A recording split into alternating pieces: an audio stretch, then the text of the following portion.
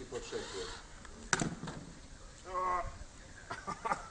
Nie można tego otworzyć. Kurde, zastało się. To ty wiesz. O, wyszło. Czyim to mieszkanie było? Żyję własnym życiem. To ja zamknę drzwi. Dosłownie. Ja tu zamknę drzwi. Okej. Pierwszy dmuch. No to buch.